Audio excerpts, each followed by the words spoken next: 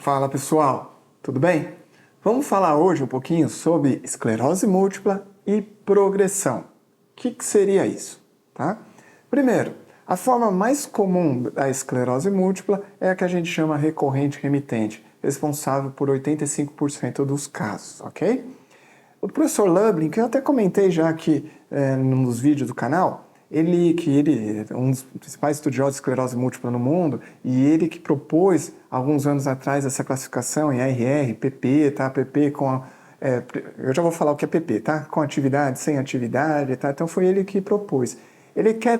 No último congresso, ele até comentou para tentar mudar essa classificação em apenas esclerose múltipla progressiva e não progressiva, tá? Que ele acredita que seja isso. Eu também acho que o futuro vai ser isso, a gente falar se ela é progressiva ou não. Tá bom. Então, 85% esclerose múltipla recorrente remitente. Apenas em torno de 5 a 10% uma forma que a gente chama de primariamente progressiva. Que desde o início dos sintomas o paciente começa a ter uma progressão. Ele fala, cada dia que passa eu estou mais no fundo do poço. E qual que é o principal sintoma? É um palavrão, tá? Paraparesia espástica progressiva. O que é isso? Uma dificuldade para andar. O paciente vai tendo uma dificuldade progressiva para andar. Quando eu examino, a perna dele está mais dura, tá? Leigamente falando, que é a espasticidade. Eu faço uns reflexos nele, até curiosidade, vários pacientes, quando eu venho com o martelo do Thor aqui, né, falam, doutor, para que serve isso daqui? É para ver o reflexo, né? Quando a gente bate ou a perna acaba movimentando, por exemplo, nos membros inferiores. Nesse paciente com esclerose múltipla primariamente progressiva, é igual o reflexo do Kiko lá no Chaves. Acho que todo mundo aqui já assistiu Chaves, né? Que o Chaves é neurologista, tá? Por isso que eu gosto do Chaves desde pequeno. E ele faz muito bem feito. Ele vai martelar a perna do Kiko, o Kiko levanta lá em cima, quase chutando o Chaves. Eu falo que o Chaves sabia fazer o reflexo porque ele ficou de lado. Porque se ele fica de frente, imagina, moçada, o que ia acontecer com o Chaves. Não ia ser legal, né? Acho que vocês entenderam, né? Mas tudo bem, vamos lá. Então, o reflexo de um paciente com esclerose múltipla, primariamente progressiva, em alguns casos de recorrente remitente, o reflexo vai estar bem aumentado. Então, na hora que eu martelo, vai ficar igual o reflexo do Kiko. Tá? Então, essa paraparesia espástica progressiva, ok? Eu estou acompanhando em torno de 100, cento e poucos pacientes com esclerose múltipla, tá? Apenas 3 pacientes com esclerose múltipla primariamente progressiva, para ver como a forma é mais rara. E essa semana, agora que passou, eu fiz o último diagnóstico, porque é uma forma muito mais rara. Então, de novo, desde o começo o paciente vai tendo uma piora progressiva.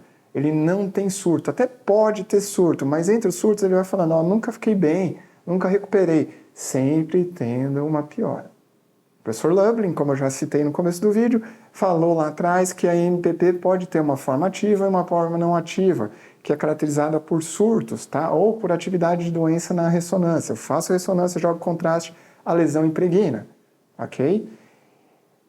E nós temos trabalhos mostrando que, principalmente nessa forma ativa ou com surtos, temos medicações que poderiam ajudar.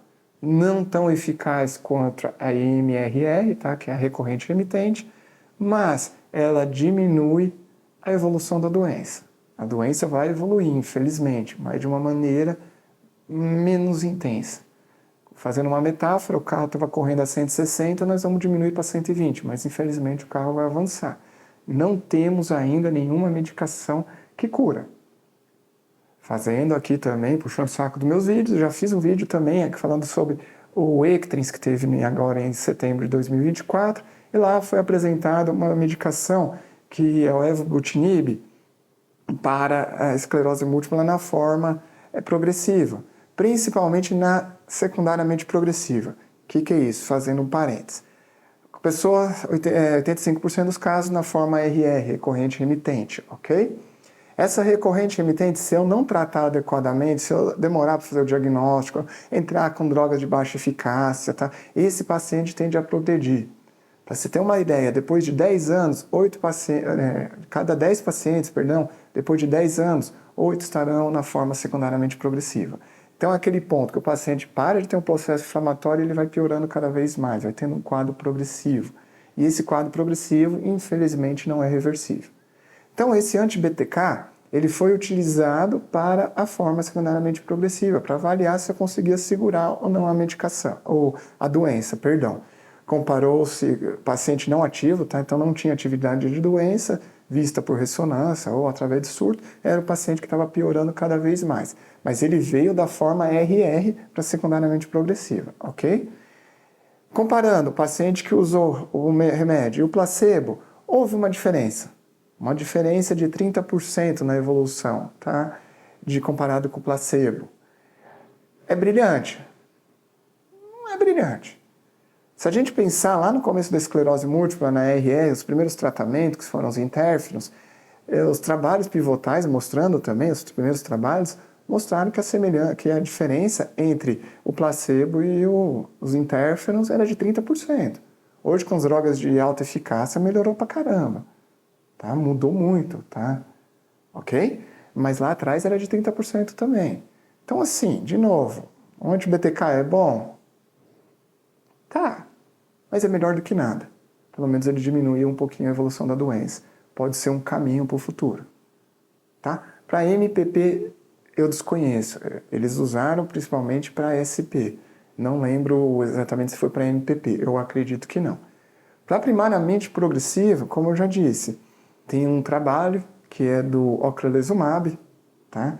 que, se eu não me engano, é o estudo oratório, tá? Que tem dois. Tem o ópera e o oratório. O ópera eu acho que é para RR e o oratório é para MPP, ou ao contrário, desculpem, faz um tempinho que eu li. Mas de qualquer jeito, o que ele pegou? Pegou pacientes com atividade de doença e usou o ocrelizumab. Tá? E houve uma diminuição na evolução da doença na esclerose múltipla primariamente progressiva, com atividade, ou com surto, ou visto através do exame de imagem que impregna. Tá? Aí aquele paciente sem atividade, o remédio não mostrou eficácia, tá? Infelizmente. E o grande problema, apesar de ter mostrado eficácia para diminuir a evolução da doença, o SUS não aceitou a medicação. Foi a empresa, a dona do remédio, até tentou para a MPP. A Conitec, infelizmente, negou, apesar de ser poucos pacientes, né? Mas eles negaram. E outro ponto, e agora? Que com esse novo tema 6 que passou no Congresso, como que a gente vai conseguir a medicação para esses pacientes? Vai ser muito dificultoso, porque é uma doença extremamente rara. Então limita muito o nosso tratamento. Eu quero tentar dar uma esperança para o paciente, mas assim, a burocracia dificulta muito, tá? Infelizmente. Mas tá. Então, de novo, eu tenho a MPP, que é a forma primariamente progressiva, desde o início eu tenho uma piora constante do quadro. Se eu tiver comprovando, através do exame de imagem ou surto, que tem atividade de doença, eu tenho uma medicação que é o ocrelizumab, e o ofatumumab também mostrou resultado semelhante, então que vai ajudar, né, para diminuir a evolução da doença. Melhor do que nada. Essas medicações são chamadas anti-CD20, que elas diminuem a produção de linfócitos B, ok? Que produzem imunoglobulinas, anticorpos que atacam a bainha de mielina, tá bom? Esclerose múltipla recorrente remitente, se eu não fizer nada, pode virar uma secundariamente progressiva. Se eu tratar de mal adequado, fizer um diagnóstico tardio, vira secundariamente progressiva e ainda não temos tantos remédios eficazes. O Ocrevus, o ocrelizumab, tá? O ofatumumab também mostrou uma resposta semelhante quando comparado a MPP. Se eu tiver atividade de doença, ele parece ter uma resposta, ok? Tá? Isso é a progressão, tá? É a forma progressiva. Nos últimos anos, nós estamos falando de um quadro de PIRA. O que é o PIRA? É a progressão independente da atividade de surto. Tá? Então é aquele paciente com esclerose múltipla recorrente remitente que chega no meu consultório e fala assim: Dr. Leonardo, é o seguinte, eu não estou tendo surto, mas eu não estou bem, tá estranho. Eu corria 20 quilômetros todo dia, hoje eu estou correndo 19, 18. Pô, mas 18 é bom pra caramba. É bom pro Leonardo, é bom para muita gente que está me assistindo, mas para aquele paciente que corria 20, 18 não é bom. Ele queria 22, 23. Que é o normal da gente quando a gente treina bem, mas ele está piorando. Ele fala para mim que fazia conta de cabeça rápido, muito rápido, fazia tranquilo, e hoje ele está com o raciocínio mais lento. Alguém fala alguma coisa para ele, demora, tá um delay ali, um atraso para entender. tá? A coordenação dele não está tão adequada. Então isso é o que a gente chama de progressão independente de surto.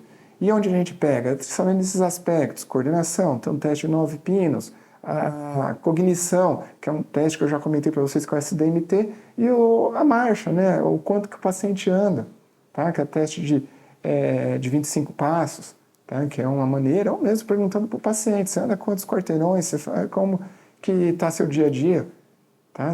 Tendo alteração desses três, a sensibilidade para o diagnóstico de um PIRA, que é a progressão independente de surto, é muito grande. E é importante, quem mexe com esclerose múltipla, investigar o PIRA. Por quê?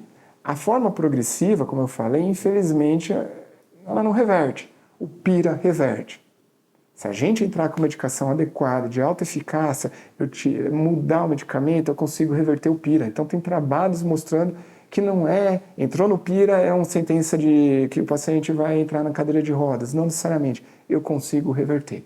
Então, a importância de tratar com alguém que saiba mexer com esclerose múltipla e tomar drogas de alta eficácia. Tenho vários vídeos aqui no canal falando sobre medicamentos de alta eficácia e por que o racional de escolher eles ao invés de ter medicamentos de baixa eficácia, ok?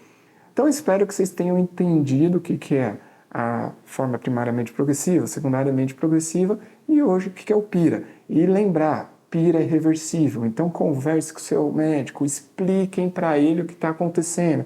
Às vezes sintomas pequenos que o médico acaba não perguntando, falem, porque pode ser pequeno para o médico, mas para vocês muito grande. Então comentem com ele, tá? E ele vai dar a melhor maneira de abordar isso daí, ok?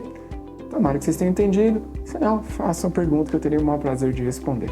Um abraço e espero vocês semana que vem.